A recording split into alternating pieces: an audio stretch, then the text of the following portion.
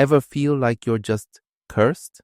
Like some people waltz through life, every door opening for them, while you're stuck banging your head against a brick wall? What if I told you that fortune and misfortune aren't just random rolls of the dice? Yeah, I said it. We all experience moments of sheer dumb luck, good and bad. That's life. But today, we're tearing down the facade. We're going to explore why some people seem to be black holes for misfortune, why others seem to have a golden touch, and the uncomfortable truth about how some of this is not random. I'm going to break down some surprising science, share a perspective that flipped my own thinking, and show you how your mindset might be the real game changer. By the end, you'll see why calling yourself unlucky could be the unluckiest move of all. Let's get into it. Let's start with a hard truth. Fortune and misfortune do exist. I'm not someone telling you to just think positive when catastrophe strikes. Pure, unadulterated, gut-wrenching misfortune exists. I believe that. I've seen it. I've felt it. I used to think misfortune was my shadow. I was born into a family with a violent father and a mostly depressed mother who suffered from chronic pain.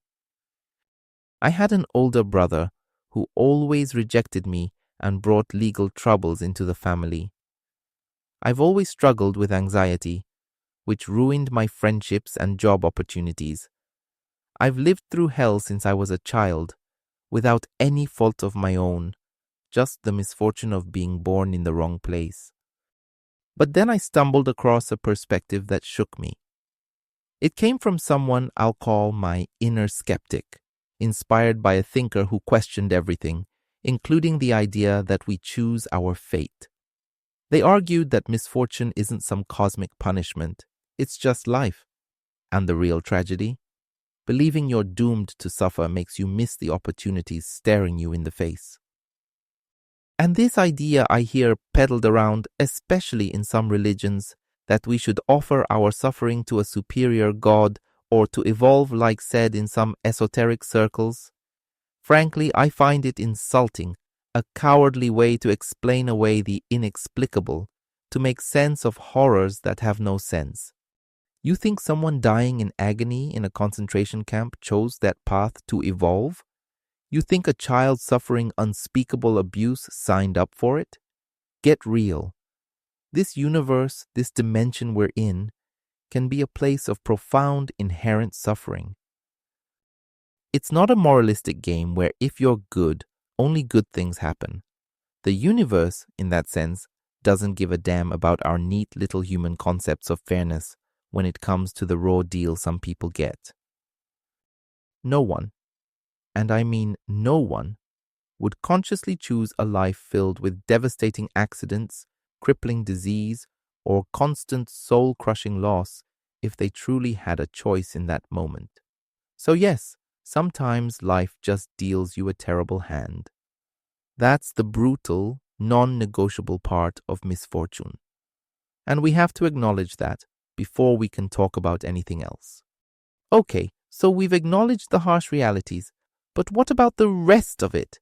That persistent feeling some have of being unlucky, or others who just seem to get lucky all the time. Is that all random chance too? Science, and a good dose of common sense, suggests otherwise. We humans love to feel in control, don't we? Hence superstitions. Avoiding black cats, clutching lucky charms. Psychologist Richard Wiseman did some fascinating work on this, even on superstitions like black cats bringing bad luck.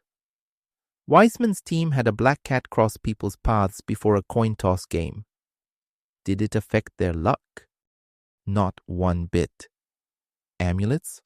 Same deal. People wearing lucky charms for weeks didn't feel any luckier. In fact, some felt unluckier, probably because they outsourced their agency to a trinket instead of taking action themselves. Then there's his classic experiment. He gave people a newspaper and told them to count the photographs.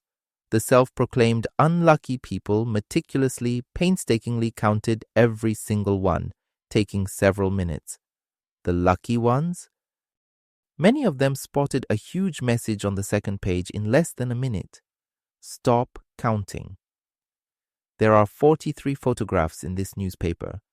Some even missed another half-page message that said, "Stop counting. Tell the experimenter you have seen this and win £250. Why the difference?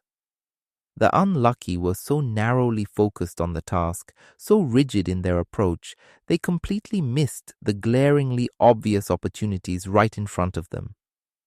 Does that sound familiar? Ever been so fixated on one specific outcome that you've been blind to other potentially better paths? This isn't magic. It's about perception and openness. Lucky people, Wiseman found, tend to be more relaxed, more open to new experiences. They shake up their routines, take a different route to work, talk to different types of people at parties. Think about it. If you only ever fish in the same tiny overfished pond, you'll think there are no fish. But if you explore the whole lake, try new spots, new bait, suddenly you're luckier. You're simply increasing your probability of encountering positive chances. And when things do go wrong, the lucky ones reframe. Imagine being in a minor bank robbery and getting a graze on your arm. The unlucky person thinks, "See, I'm cursed. This always happens to me." The lucky person thinks, "Wow, that was close. I could have been seriously hurt. Hey, maybe I can sell this story." It's the classic glass half full versus half empty, but with real-world consequences for your future actions and expectations. This leads to what psychologists call self-fulfilling prophecies. If you expect bad things, you subtly behave in ways that might just bring them about. There's an old Chinese parable about a farmer whose horse runs away. "Oh, what bad luck," say the neighbors. The farmer replies, "Maybe." The horse returns with a herd of wild horses. "What amazing good luck," cry the neighbors. "Maybe," says the farmer. His son tries to tame one, falls and breaks his leg. "Terrible misfortune." Maybe. Then the army comes to conscript young men for war, but the son is spared because of his broken leg.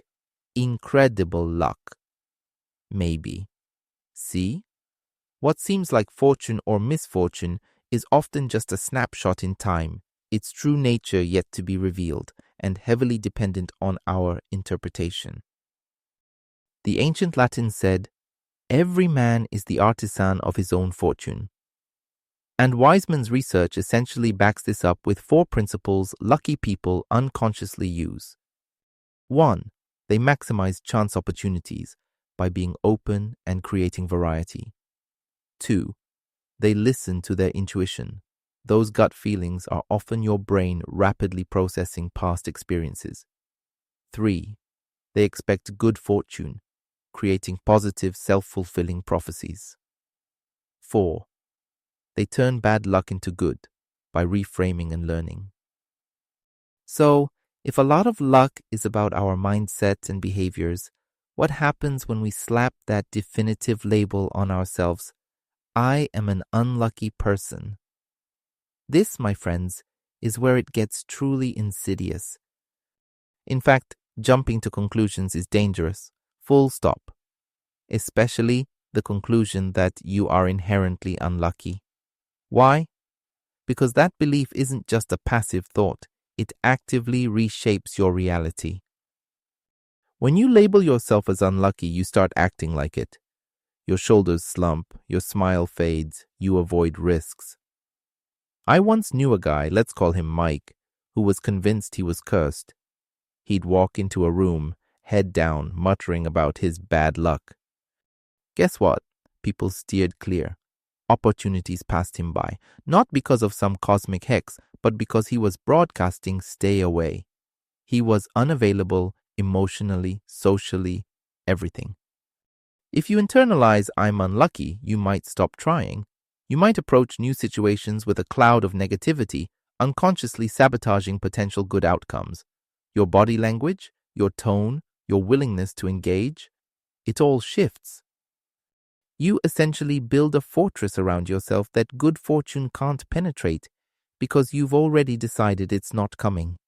You're no longer even looking for the £250 prize in the newspaper, are you? That label becomes a self-imposed prison.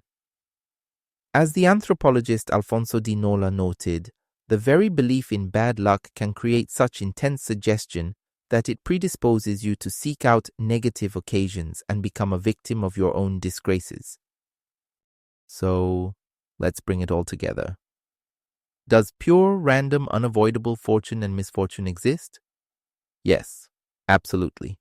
Some things are just the roll of the cosmic dice. But a massive, often underestimated portion of what we experience as good luck or bad luck is a direct result of our mindset, our openness to opportunity, the actions we take or don't take, and critically, how we interpret the events that unfold. You are not merely a passive recipient of fate. You are an active participant. It's not about denying real hardship or pretending pain doesn't exist. It's about recognizing where your own ingrained patterns, your own limiting beliefs, might be keeping you locked in a cycle of what feels like perpetual misfortune. Now, I want to hear from you. What's one unlucky pattern you've noticed in your own life? Or perhaps a moment where you realized you actually created your own good fortune? Share your stories and insights in the comments below. I genuinely read them, and your experiences enrich this whole conversation. If you like this video, do me a favor and hit that like button. It really helps the channel. Then, make sure you subscribe and click that notification bell so you don't miss out the next video. What other topics like this are you wrestling with? Let me know. Until next time, remember, you might just be the master craftsman of your own fortune, waiting to pick up your tools.